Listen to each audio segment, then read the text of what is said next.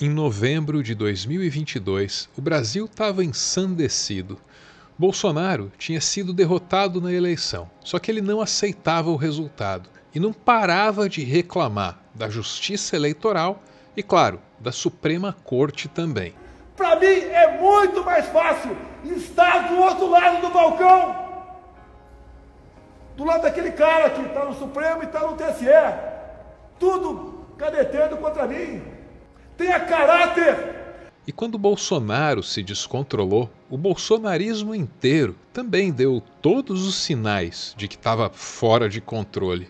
As manifestações ficaram cada vez mais bizarras.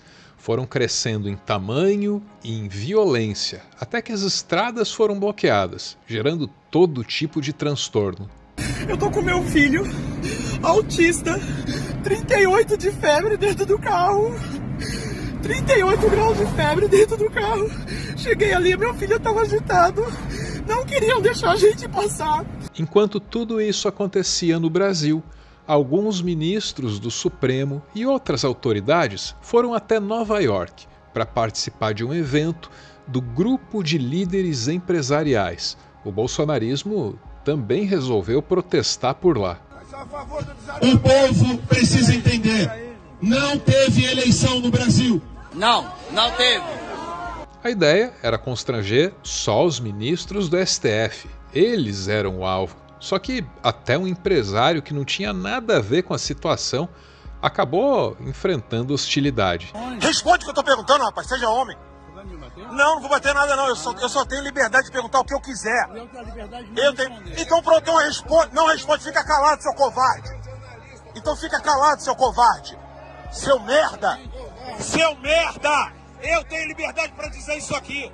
Foi nessa ocasião que um bolsonarista, um pouco mais esperto, acertou o alvo.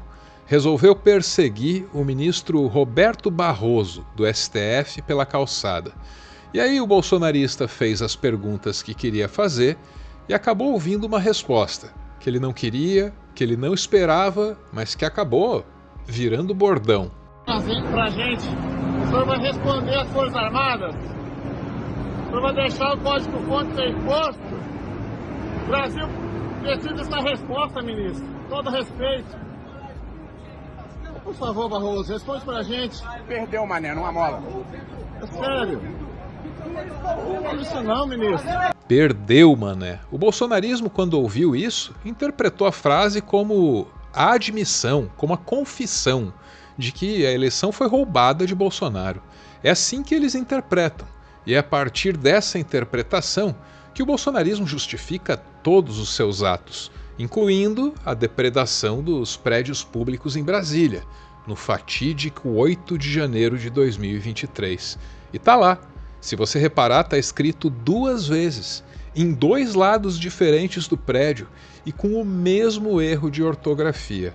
É um lembrete de que estaremos todos condenados a sempre repetir o mesmo erro, até nos tornarmos conscientes dele. Mais ou menos como aquele país que, ao anistiar um golpe militar respaldado por uma potência estrangeira, viabiliza inadvertidamente o próximo golpe militar respaldado por uma potência estrangeira. Essa é uma imagem fascinante mesmo, hein? Ministro, um dos principais atos de vandalismo e mais presentes aqui no STF foi a pichação Perdeu o Mané. O senhor se arrepende de ter falado essa frase em alguma medida? Eu me arrependo mesmo porque é um perdeu o mané com L ali. Isso sim é de lascar, viu? Perdeu o mané parecia mesmo uma expressão fadada a ser mal interpretada. Primeiro porque é uma variação de perder o Playboy, expressão que seria tipicamente usada por quem rouba alguma coisa de alguém. Então, alguém aí poderia dizer que não é prudente usar uma expressão assim tão informal, talvez até vulgar, para se referir a coisas sérias, questões de Estado e num contexto sensível, polarizado. Só um comunicador mesmo muito hábil, nível Boechat, poderia meter uma dessas e sair ileso, sem críticas. Começando com construção civil. Eu tinha deixado 1 minuto para trás lá sem usar. Deixa eu ver, é verdade, mas perdeu. Perdeu o Playboy. Barroso pode ter lá os seus méritos como um operador do direito, só que ao operar a comunicação, ele não é nenhum boechat, não. Para não ser considerado mal intencionado ou vulgar, é preciso saber a hora de dizer que o mané perdeu. É preciso entender em que circunstâncias é lícito, por exemplo, recomendar que se procure uma rola. Ô Malafaia, vai procurar uma rola, vai, não me enche o saco. Barroso só poderia ser mal interpretado com seu perdeu mané, até em função dos precedentes dele. Os grupos bolsonaristas, àquelas alturas ali, já estavam indignados com o Barroso por causa de uma outra frase: eleição se toma. Eles estavam ontem, mas no meio da audiência nem deu pra... Eu brinquei com ele, que eleição não se ganha, se toma. Se toma. Ele apresentação, fez a referência. Está com som? Não, pode ser que pode ser que não. A edição aí é bem convincente e, de fato, ele realmente disse que eleição se toma, mas tem todo um contexto. Um contexto em que uma raposa velha da política reclama para ele como era ruim ter a eleição roubada lá no tempo da cédula de papel. O Barroso então teria dito, em referência à época do voto impresso, que naquele tempo valia a máxima: eleição se toma. Havia todo um contexto que a comunicação bolsonarista simplesmente escolheu ignorar, porque era conveniente. A Justiça Eleitoral até tentou minimizar o estrago. Você já deve ter visto um vídeo em que o presidente do Tribunal Superior Eleitoral, ministro Luiz Roberto Barroso, está na Câmara dos Deputados e conversa com alguns parlamentares. Entre eles, o deputado federal Jonathan de Jesus. O vídeo é este aqui. Vamos ao que ocorreu. Um dia antes dessa gravação, o ministro Barroso recebeu um grupo de parlamentares no TSE. O senador pelo estado de Roraima, Messias de Jesus, e o filho dele, o deputado federal Jonathan de Jesus, estavam. Na ocasião, o senador disse ao ministro que ganhou por 2 vezes eleições em Roraima, mas que as eleições lhe foram tomadas. O senador esclareceu que era dessa forma que a eleição ocorria no tempo da cédula, quando ainda não existia a urna eletrônica. Messias de Jesus disse ainda que com a implantação do voto eletrônico não se pôde fraudar a eleição e assim, finalmente, ele conseguiu a vaga. No dia seguinte a essa conversa, o presidente do TSE, ministro Luiz Roberto Barroso, foi à Câmara dos Deputados e narrou a outros parlamentares a história que tinha ouvido do senador Messias. Durante o diálogo, ele usou a seguinte frase: eleição em Roraima não se ganha, se toma, mas fazendo referência à história que tinha ouvido do senador Messias. Note que a desinformação presente na frase eleição se toma só precisa de 2 segundos da atenção de uma pessoa para se propagar. Já a explicação da Justiça Eleitoral é bem mais longa, bem mais complexa, até difícil de prestar atenção. É mais uma oportunidade de constatar que, enquanto a verdade calça o sapato, a mentira dá volta ao mundo, principalmente depois do advento das redes sociais.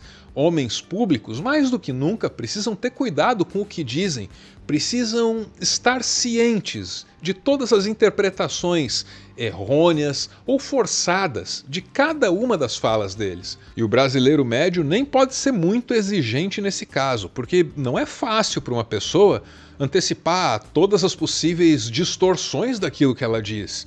É difícil, e o Barroso, coitado, às vezes vira um alvo fácil. Depois da eleição que se toma e do mané que perde, ele foi a um congresso da UNE. Porque essa é a democracia que nós conquistamos. Nós derrotamos a censura, nós derrotamos a tortura, nós derrotamos o bolsonarismo. Clima péssimo, repercussão muito negativa, né? Depois dessa fala do Barroso, principalmente no Congresso Nacional. Pacheco sentiu a pressão feita pelos parlamentares ali de oposição, que são ligados ao ex-presidente Jair Bolsonaro, inclusive se pronunciou, disse que o ministro foi infeliz ao dar essa declaração que a gente acompanhou por ali e pediu também a retratação. Barroso tem uma língua afiada e essa é uma qualidade. Infelizmente essa língua também é solta e isso às vezes pode ser um defeito. Para quem acusa o STF de ativismo judicial, perdeu mané e derrotamos Bolsonaro, caramba, são 2 pratos muito cheios. Então, quando Barroso se tornou presidente da Suprema Corte do Brasil, não teve jeito, né? essas duas frases voltaram para atormentar o homem, e já na primeira coletiva de imprensa. E queria dizer que esses dois eventos que você se referiu não foi conversando com jornalistas. Conversando com jornalistas, eu felizmente nunca tive problema. Eu espero que o quadro de radicalização,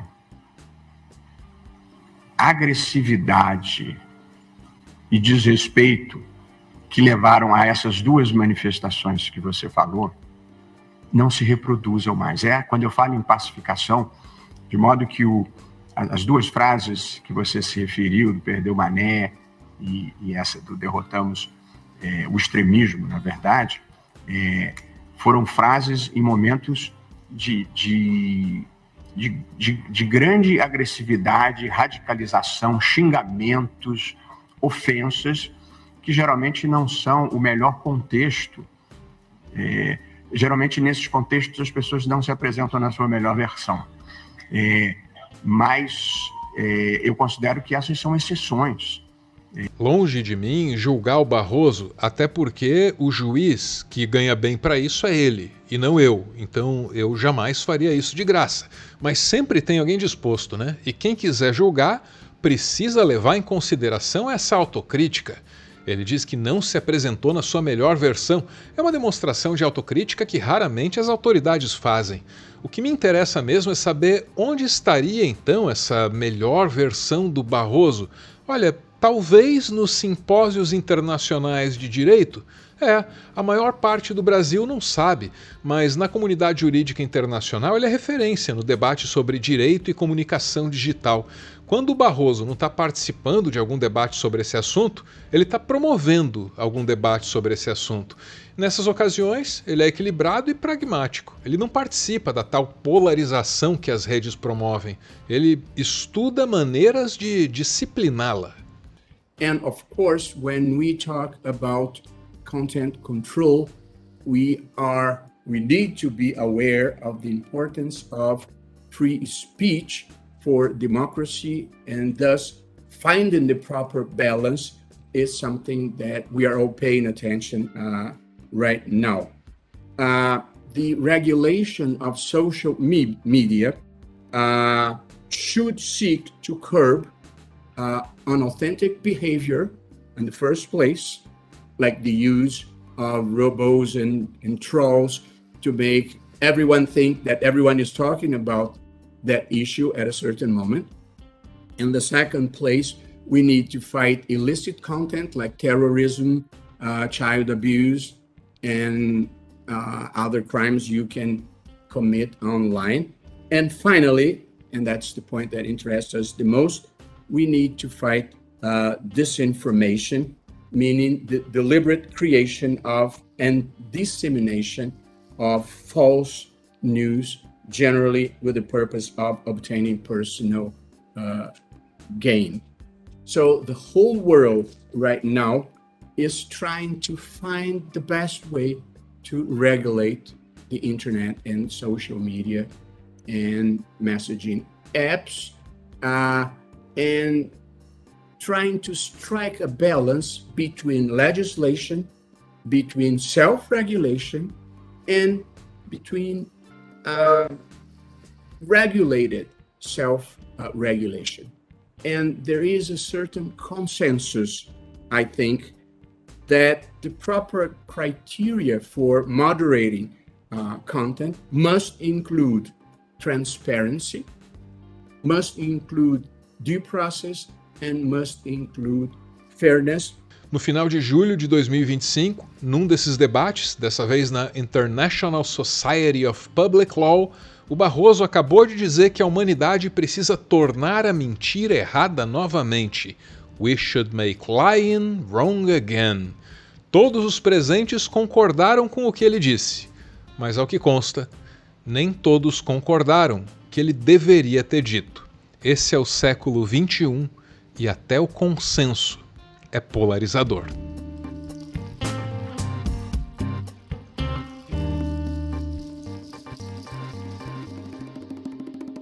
E assim chegamos ao ponto final de mais um textão. Sabe que enquanto eu estou gravando esse áudio, agora é o quê? 8 horas e 48 minutos do dia 29 de julho de 2025.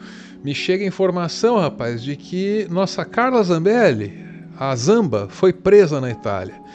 Já temos um tema em cima do qual trabalhar amanhã cedo, mas é amanhã cedo. Eu é que não vou perder o sono por causa disso, né? Aliás, esse assunto aí já está bombando lá no nosso grupo, na nossa comunidade. Quem participa manda áudios e esses áudios ajudam a compor o finalzinho aqui dos nossos vídeos, o PS. É uma coisa que não dá para tirar da direita e da extrema direita, é que eles fizeram o que a esquerda até hoje não se prestou a fazer, que é canalizar o ódio. Todo mundo tem motivo para estar incomodado na sociedade que a gente vive hoje, mas a extrema-direita joga para espantalhos e com isso chama o povo. Enquanto isso a esquerda virou paz e amor e tamo nessa aí.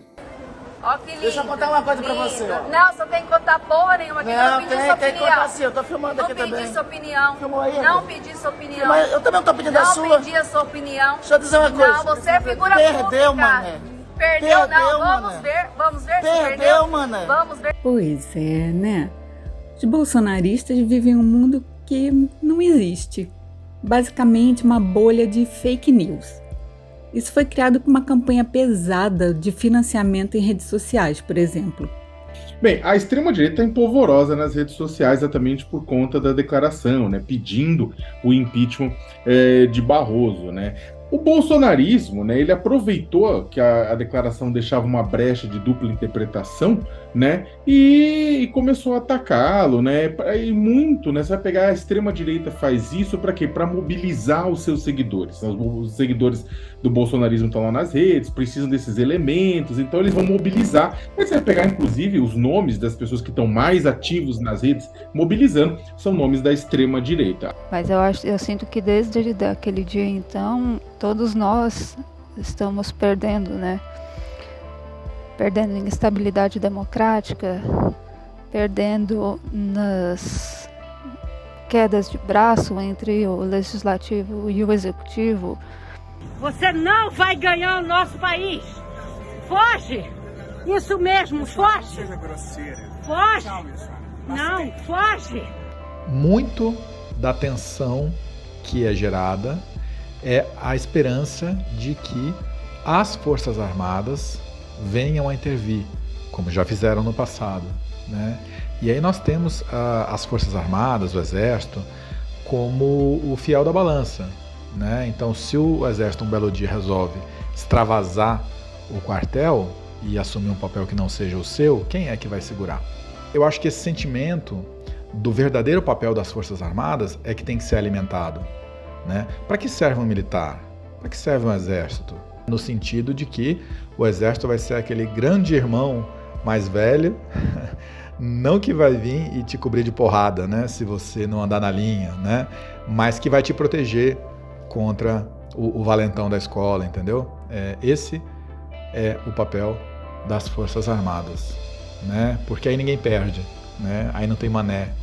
Aí nós estamos todos entendendo realmente o porquê que as instituições foram criadas, né? Qual o papel delas e o nosso papel nesse ciclo todo.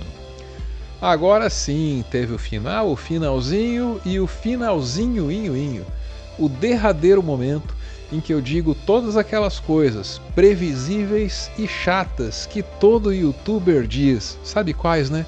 Inscreva-se, clube de canais, sininho, comentário, engajamento, algoritmo, etc e tal.